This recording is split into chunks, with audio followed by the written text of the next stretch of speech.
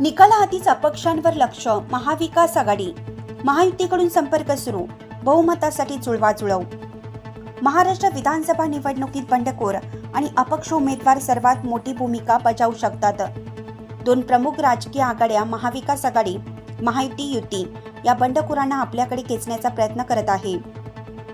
आघाडी किंवा युतीपैकी कोणीही बहुमतापर्यंत पोहोचले नाहीत तर 145 हा जादुई आकडा गाठण्यासाठी बंडखोर आणि अपक्षांना खेचण्याची स्पर्धा लागली आहे. नवीन सरकार कोण बनवते हे पाहून प्रत्येक प्रमुख आणि तडजोडीत आपल्या वाट्याला कोण अधिक चांगलं देतं याचा विचार करून बंडखोर आणि अपक्ष आपली भूमिका ठरवतील. परंतु तरीही अगोदर संपर्क करून त्यांना आपलेसे करण्याच्या प्रयत्नांना गती देण्यात आली आहे. महाविकास आघाडीचा आता बंडखोरांसोबत संपर्क सुरू असल्याचं समोर आलं आहे. राज्यात निवडणुकीसाठी 6 प्रमुख पक्ष रिंगणात होते. 288 पैकी किमान 1/3 मतदारसंघात बंडखोरी झाली आहे. त्यापैकी किमान 50 प्रमुख बंडखोर आहेत जे सत्ताधारी आणि दोन्ही पक्षाच्या अधिकृत उमेदवारांच्या विजयाला धक्का पोहोचवू शकतात.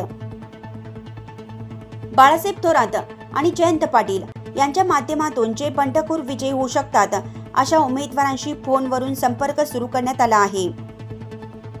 महाविकास आघाडीकडून निकालाआधीच बंडखोरांशी संपर्क सुरू आहे. यामुळे आता निकाल लागताच मोठ्या हालचाली घडण्याच्या शक्यता वर्तवण्यात येत आहेत. दरम्यान याबाबत शिवसेनेच्या शिंदे गटाचे प्रवक्ते संजय शिरसाट म्हणाले, मला पूर्ण खात्री आहे की राज्यात महायुतीचीच सत्ता येईल. कोणत्याही निवडणुकीनंतर राज्यात 20 ते 30 अपक्ष आमदार असतातच. या अपक्षांपैकी बहुसंख्य नेते हे वेगवेगळ्या पक्षांमधील बंडखोर असतात. कोणालाही बहुमत मिळालं नाही तर अपक्षांची गरज भासते. कोणताही पक्ष बहुमताच्या जवळ गेल्यावर अपक्ष आमदार त्या पक्षाच्या बाजूने आपला कल झुकवतात. ते आमदार तातडीनं बहुमताजवळ पोहोचलेल्या पक्षाशी किंवा आघाडीशी संलग्न होतात. मला खात्री आहे की राज्यात महायुतीचे बहुमताचे सरकार येईल. परंतु सत्ता स्थापनेसाठी 2-4 आमदारांची गरज पडली तर अपक्ष आमदार आम्हाला सहकार्य करतील. आम्ही अपक्ष आमदारांचे सहकार्य घेऊन सत्ता स्थापन करू.